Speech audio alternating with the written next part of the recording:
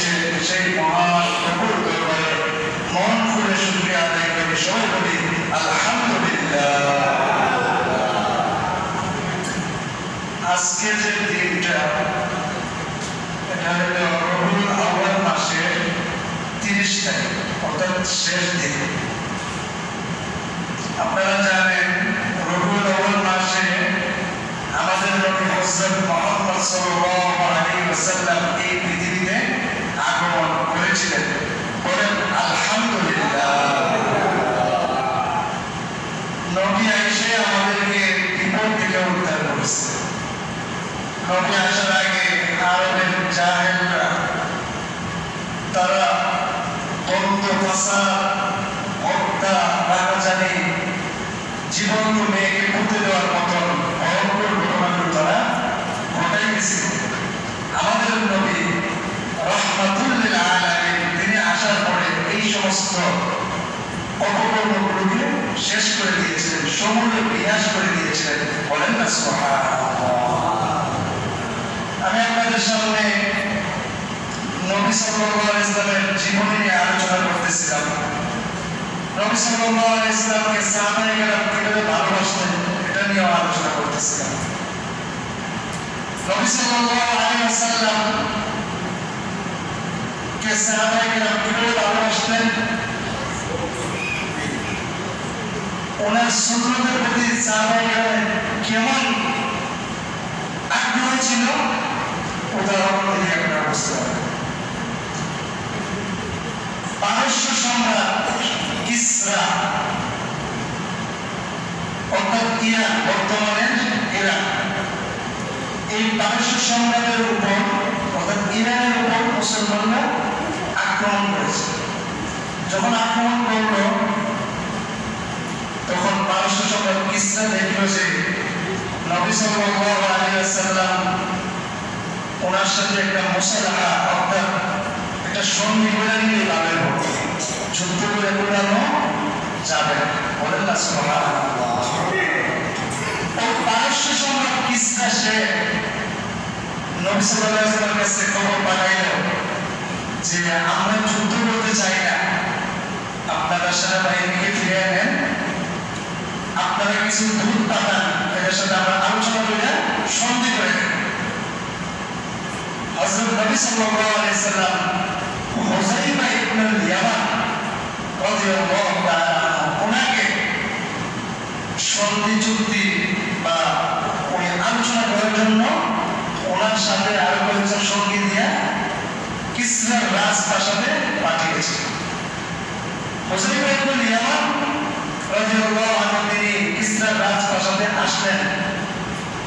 আসার পরে কিসরা তিনি খানার ব্যবস্থা করলেন। যখন খানা খাইতে গেলেন তখন হুযাইফা ইবনুল ইয়ামান রাদিয়াল্লাহু তাআলা এর হাত থেকে এক গ্রাস অর্থাৎ এক লুকমা খানা মাটিতে দস্তরখানে পড়ে গেল।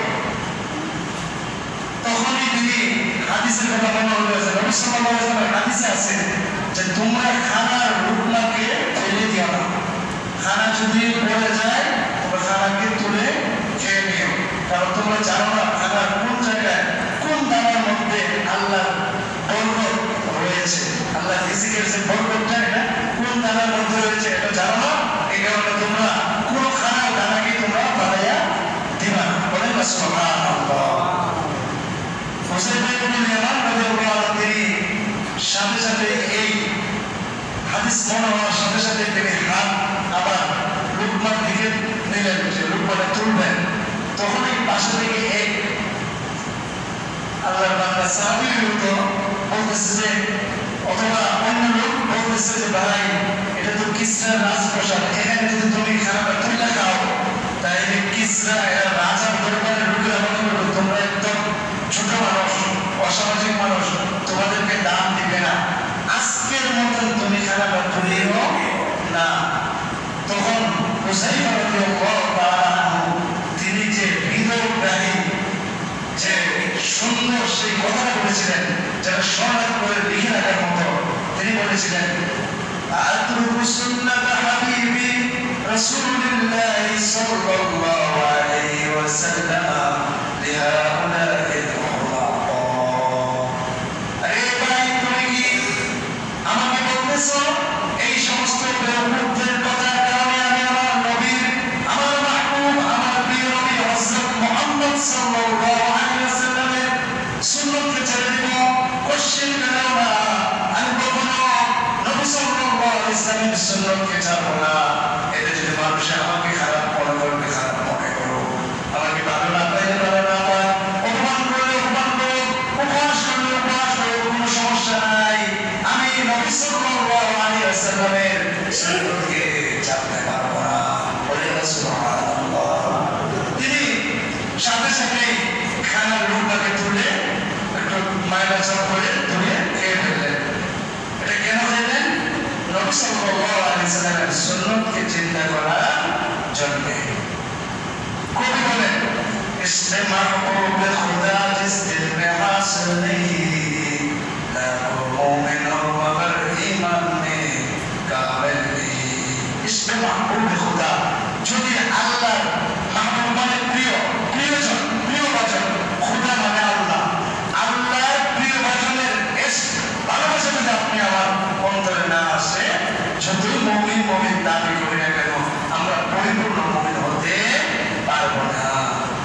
এমনভাবে হযরত উসমান রাদিয়াল্লাহু তাআলা আনহুকে নবী সাল্লাল্লাহু আলাইহি ওয়াসাল্লাম হুদাইবিয়ার সন্ধির সময় নবী সাল্লাল্লাহু আলাইহি ওয়াসাল্লাম কাফেরদের কাছে, মক্কার মুশরিকদের কাছে পাঠিয়েছিলেন দূত হিসেবে। হযরত উসমান রাদিয়াল্লাহু তাআলা আনহু তিনি আসলেন, আসার পর ওনার চাচাতো ভাইদের রুমে তিনি ঘুমাইলেন। সকালবেলা যখন চাচাতো ভাইরা ওনাকে মিটিংয়ে নিয়ে যাবেন, তখন হুযায়ফা রাদিয়াল্লাহু তাআলা উসমান ইবনে আফফান রাদিয়াল্লাহু তাআলা আনহু তিনি হাঁটতেছিলেন। তখন দেখা গেল ওনার পায়ের নলির উপরে কাপড়টা, অর্থাৎ নবী সাল্লাল্লাহু আলাইহি ওয়াসাল্লামের সাহাবী উসমান রাদিয়াল্লাহু তাআলা আনহু এর লুঙ্গিটা এতটুকু পরিমাণ। ইসলামিক আইন হলো আপনি টাকনুর নিচে কাপড় পরিধান করতে পারবেন না পুরুষে। এখন বর্তমানে উল্টা হয়ে গেছে, পেরেতে কি করে দেখবেন যে ব্যবস্থা করে নেই। আর ছেলেরা কি করে যত জিন্সের প্যান্ট পরে নিচে দিয়ে উল্টা হয়ে গেছে না। অথচ এটার দায় হলো পুরুষরা টাকনুর উপরে কাপড় পরিধান করে, আর মেয়েদের পুরো শরীর দেখা যায়, চেহারা দেখতে পারবে না, হাত পা কোনো কিছু দেখার কোনো সুযোগ নাই। কিন্তু বর্তমানে উল্টা হয়ে গেছে, ছেলেরা কি করে মোটা পর্যন্ত ভিতরে ঢুকে রাখে, আর মেয়েরা উপরে নলুতে তুলে রাখে। তো উসমান রাদিয়াল্লাহু নদীর উপরে কাপড়টা রাখছেন, তখন ওনার সাথে চাচাতো ভাই বলতেছে, জনাব আরবদের রীতি হলো যে যত বড় নেতা হবে, যে যত বড় সম্মানী ব্যক্তি হবে, তার কাপড় তত নিচে চলে যাবে, অর্থাৎ কাপড় বেছে বেছে চলতে থাকবে। সুতরাং আপনি আপনার কাপড়টাকে একটু নিচে নামান, যদি নিচে নামান তারা আপনাকে ছোট মনে করবে যে এটা হুজুর রায় মনে ওই যে কয়টা মানুষে দেখেন অনেকে ওই হুজুর রায় মনে দশ করে তুচ্ছ করে বলে হুজুরে বলে মনে। এটা হুজুরিতে 16 বছর 17 বছর অনেক কষ্ট করে হুজুর, এত সোজা না, টুপি দিয়ে কিনে এনে লাগলে স্পেশাল এমন না। 12 বছর 13 বছর অনেক কষ্টের পরে একটা কি হয়, একটা আলেম হয়।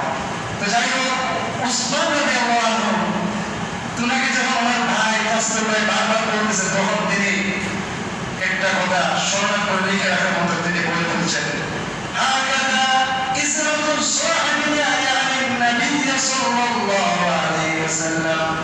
এমনই ভাবে হাকাদা মানে এমনই ভাবে, ইসরাতু মানে লুঙ্গি, সাহিবিনা মানে আমাদের সাথে, আমাদের বন্ধু, আমাদের মাহবুব, আমাদের নবী হযরত মুহাম্মদ সাল্লাল্লাহু আলাইহি ওয়াসাল্লামের লুঙ্গিটা পরার নীতিটাই এমন।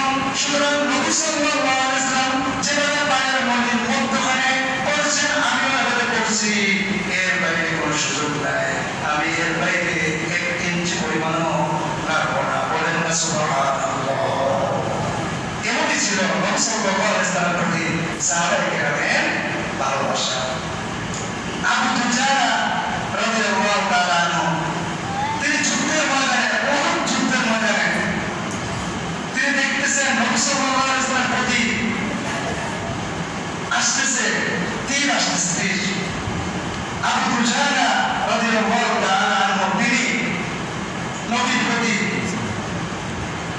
নবীর কাছে গেলেন, গিয়ে ওনাকে পিঠ দিলেন ওই তীরের দিকে, আর মুখ দিলেন নবী সাল্লাল্লাহু আলাইহি ওয়াসাল্লামের দিকে। অর্থাৎ যুদ্ধের ময়দানে নবীর প্রতি বেয়াদবি তিনি করেন নাই, বরং তিনি নবীকে সেভ করতে গিয়া ওনার পিঠকে পেতে দিলেন। যুদ্ধের পরে দেখা গেল যে আবু দুজানা রাদিয়াল্লাহু তাআলা আনহু এর শরীরের মধ্যে প্রায় 70 থেকে 80টা তীরের আঘাত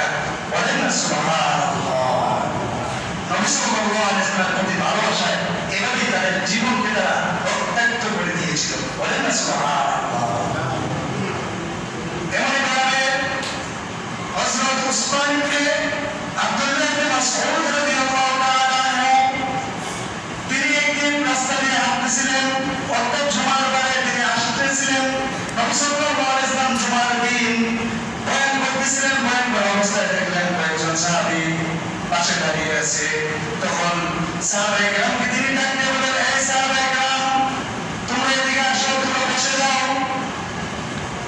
কিন্তু ওই সাহাবায়ে কেরাম বসছেন, পাশাপাশি উসমান রাদিয়াল্লাহু তাআলা অনেক দূরে ছিলেন রাস্তার মধ্যে। তিনিও কি করলেন? রাস্তার মধ্যে বসে গেলেন। বলেন না সুবহানাল্লাহ। সাহাবায়ে কেরাম নবী সাল্লাল্লাহু আলাইহি ওয়াসাল্লাম যখন নামাজ শেষ হলো, তখন ওই উসমান ওই আব্দুল্লাহ ইবনে মাসউদ রাদিয়াল্লাহু ডেকে আনলেন। বললেন যে, আব্দুল্লাহ ইবনে মাসউদ, আমি তো ওই সাহাবায়ে কেরামকে কাছের যে দাঁড়ানো ছিল তাদেরকে বসতে বলছিলাম, তুমি কেন ওই দূর থেকে বসে গেলে? তখন আব্দুল্লাহ ইবনে মাসউদ রাদিয়াল্লাহু আনহু তিনি বললেন, হুজুর, আপনার কথা শোনার পরে আমার একটা পা আগানোর মতন সেই সাহস ছিল না। বলেন না সুবহানাল্লাহ। অথচ নবীর কত কথাকেই তো আমরা এভাবে বলি না, ওই না। নবী সাল্লাল্লাহু আলাইহি ওয়াসাল্লাম যখন বলল, যখন নবী সাল্লাল্লাহু আলাইহি ওয়াসাল্লাম যখন কোনো কিছু বলে, তখন আমরা এই কথাটাকে মানতে রাজি না। এভাবে উসমান রাদিয়াল্লাহু তাআলা আনহু তিনি নবীকে এত ভালোবাসতেন। একদিন নবী সাল্লাল্লাহু আলাইহি ওয়াসাল্লামের কাছে আসলেন, আয়েশা বললেন, হে নবী, আপনাকে আপনার সাথী সঙ্গী সহ আমার কাছে দাওয়াত। তখন নবী সাল্লাল্লাহু আলাইহি ওয়াসাল্লাম সাথী সঙ্গী সহকারে উসমান রাদিয়াল্লাহু আনহু এর বাড়িতে যাইতেছিলেন। যখন হাঁটতেছিলেন, উসমান রাদিয়াল্লাহু তাআলা আনহু ওনার পিছনের দিকে পাকে বলতেছিলেন, কতটা কদম দেন। তখন নবী সাল্লাল্লাহু আলাইহি ওয়াসাল্লাম যখন দেখলেন, বললেন, হে উসমান, তুমি কেন আমার পায়ের কদমগুলো বাঁধতেছো? তখন তিনি উসমান রাদিয়াল্লাহু আনহু বললেন, হে নবী, আপনি যতটা কদম দিয়ে আমার বাড়িতে যাইবেন, যদি 100 কদম হয়, আমি 100টা গোলাম আল্লাহর রাস্তায় আযাদ করে দিব। বলেন না সুবহানাল্লাহ। এটা গোলামের নাম ছিল, তখন অনেক টাকা দিয়ে ক্রয় করতে হতো। তখন তিনি বলতেছেন যে, নবী, আপনি যতটা কদম দিবেন, যতটা পাড়া দিবেন, ততটা গোলামকে আমি আল্লাহর রাস্তায় আযাদ করে দিব। কার ভালোবাসায়? নবীর ভালোবাসায়। বলেন না সুবহানাল্লাহ। এমনভাবে যখন উসমান রাদিয়াল্লাহু আনহুকে নবী সাল্লাল্লাহু আলাইহি ওয়াসাল্লাম হুদায়বিয়ার সদস্য মুশরিকদের কাছে পাঠাইলেন, তখন মুশরিকরা বলল যে, কাকা ভাই, তুমি তো আসছো, নবীকে নবীর সাহাবীদেরকে আমরা এবারের মতো উমরা করতে সুযোগ দেব না। তবে তুমি যেহেতু এসেই গেছো, তুমি চাইলে সন্তান মানুষ, তুমি চাইলে তুমি কাবা ঘর তওয়াফ করে যেতে পারো। উসমান রাদিয়াল্লাহু আনহু নবীর ভালোবাসায় তিনি বলেছিলেন, মা কুনতু লিআফআলা হাত্তা ইয়াতুফা বি রাসূলুল্লাহ সাল্লাল্লাহু আলাইহি ওয়াসাল্লাম, আমি ততক্ষণ পর্যন্ত আল্লাহর ঘরকে তওয়াফ করব না যতক্ষণ না পর্যন্ত আমার নবী হযরত মুহাম্মদ সাল্লাল্লাহু আলাইহি ওয়াসাল্লাম কাবা ঘরের তওয়াফ না করে। বলেন না সুবহানাল্লাহ। এমনভাবে হযরত আলী রাদিয়াল্লাহু তাআলা আনহুর ব্যাপারে কিতাবে লেখা আছে, আলী রাদিয়াল্লাহু আনহুকে নবী সাল্লাল্লাহু আলাইহি ওয়াসাল্লাম বললেন, হে আলী, এদিকে আসো। অর্থাৎ আলীকে নবী সাল্লাল্লাহু আলাইহি ওয়াসাল্লাম বললেন, আমার বিছানায় তুমি শুয়ে যাও। নবীর বিছানায় শুয়ে যেত। এখন আমি যদি গিয়ে বলছি, হুজুর, আমি তো হুজুর আপনাদেরকে বলেছি, ভাই আমার বিছানাতে আপনি শুয়ে থাকেন, কোনো সমস্যা নেই, কারণ আমার প্রতি কোনো শত্রু নাই আছে, বা আমাকে তীর দিয়ে মারার কোনো ব্যবস্থা আছে, শত্রুই তো নেই। কিন্তু নবী সাল্লাল্লাহু আলাইহি ওয়াসাল্লামের শত্রুর অভাব ছিল না। কার? মুশরিকরা শত্রু ছিল, তারা নবীকে মারার জন্য তীরের তাক, এখনের যুগে বুলেট, আগের যুগে ছিল তীর তাক করে রাখছিল যে নবীকে মেরে ফেলবে। তখন নবী সাল্লাল্লাহু আলাইহি ওয়াসাল্লাম যখন হিজরত করবেন, হিজরতের আগে এসে বলছে যে, আমি, তুমি আমার সিটের মধ্যে তুমি একটু শুয়ে থাকো, তুমি আমার সিটে শুয়ে থাকো, যাতে করে মানুষে তারা মনে করে যে আমি আসি। অথচ নবী সাল্লাল্লাহু আলাইহি ওয়াসাল্লাম একটু পরে দরজা খুলে বের হয়ে চলে গেছেন। আলী রাদিয়াল্লাহু আনহু নির্দ্বিধায় নবীর ভালোবাসায় নিজের জীবনের রিস্ক ছিল, 100% রিস্ক ছিল। সেই নবী সাল্লাল্লাহু আলাইহি ওয়াসাল্লামের ভালোবাসায় তিনি সেখানে কি করছিলেন? নবী সাল্লাল্লাহু আলাইহি ওয়াসাল্লামের সেই বিছানার মধ্যে তিনি শুয়ে গিয়েছিলেন। বলেন না সুবহানাল্লাহ।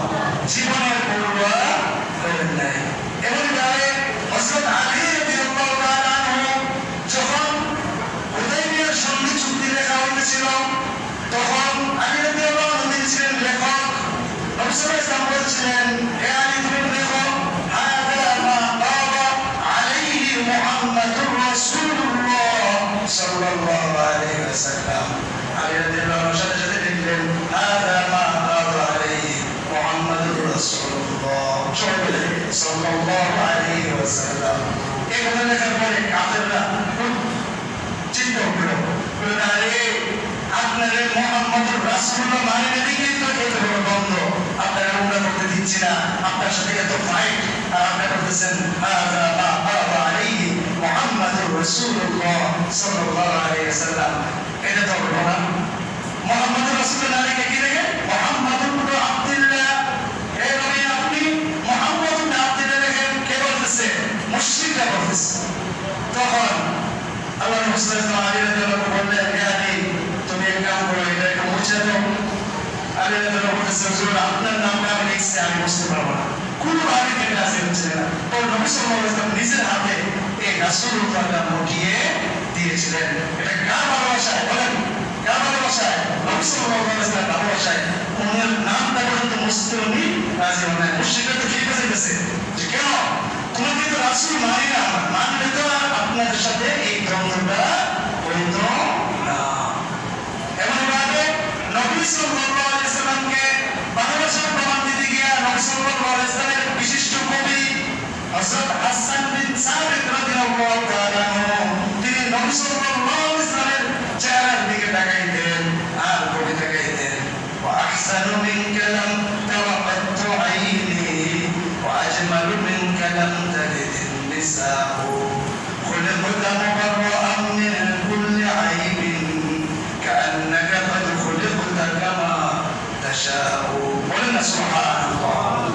হাসান বিন সাবিত রাদিয়াল্লাহু আনহু তিনি নবীর প্রেমে, নবীর ভালোবাসায় নবীর চেহারা দিকে তাকাইতেন আর এভাবে কবিতা শের আবৃত্তি করতেন। এটা করতে হলো ওয়া আহসানু মিনকা লাম তারা কাত্তু আইনি, হে নবী আপনার থেকে সুন্দর আর কোন মানুষকে আমার চক্ষু কখনো দেখে নাই। বলেন না সুবহানাল্লাহ। ওয়া আজমালু মিনকা লাম তালিদিন নিসাউ, হে নবী আপনার মতো সন্তান এই পৃথিবীর কোন মা জন্ম দেন নাই, এত সুন্দর সন্তান কোন মা জন্ম দেন নাই। বলেন না সুবহানাল্লাহ। খুলিকতা মুবাররাআন মিন কুল্লি আইবিন, হে নবী আপনাকে তো সব দুষ্টি থেকে মুক্ত করে সৃষ্টি করা হয়েছে। কাআন্নাকা قد خلقت كما تشاء, যেন আপনি যেমন চেয়েছেন তেমন ভাবে আপনাকে সৃষ্টি করা হয়েছে। বলেন না সুবহানাল্লাহ। দেখছেন নবীর প্রেমে তিনি কবিতা গাইতেন। আয়েশা রাদিয়াল্লাহু তাআলা আনহা তিনিও নবীর প্রেমে পাগল হয়ে তিনিও শের গাইতেন। তিনি বলতেন সুলাইখার বান্ধবীরা তারা ইউসুফ আলাইহিস সালামের প্রেমে তারা তাদের হাত কেটে ফেলেছিল। যদি আমার স্বামী হযরত মুহাম্মদ সাল্লাল্লাহু আলাইহি ওয়াসাল্লামকে সুলাইখার বান্ধবীরা দেখতো তাহলে তারা তাদের ছুরি দ্বারা তাদের কলিজাটাকে কেটে ফেলতো। বলেন না সুবহানাল্লাহ। তিনি বলতেন লাওয়াহি সুলাইখা লাউ রাআইনা জাবিনাহু লাআসারনা বিল কদি আল কুলুবা আলাল আইদি। লাওয়াহি সুলাইখা লাউ রাআইনা জাবিনাহু লাআসারনা বিল কদি আল কুলুবা আলাল আইদি। সুলাইখার বান্ধবীরা তারা যদি আমার স্বামী হযরত মুহাম্মদ সাল্লাল্লাহু আলাইহি ওয়াসাল্লামের চেহারা মুবারকখানা দেখতো তাহলে তারা হাত কাটতো না, তারা তাদের ছুরি দ্বারা তাদের কলিজাটাকে কেটে ফেলতো। বলেন না সুবহানাল্লাহ। হযরত কাসেম নানতুল্লাহ রহমাতুল্লাহির নাম শুনছেন আপনারা? দেওবন্দ মাদ্রাসার যিনি প্রতিষ্ঠাতা ছিলেন কাসেম নানতুল্লাহ রহমাতুল্লাহ, উনি একবার ওনাকে ইংরেজরা ধরার জন্য চেষ্টা করতেছিল।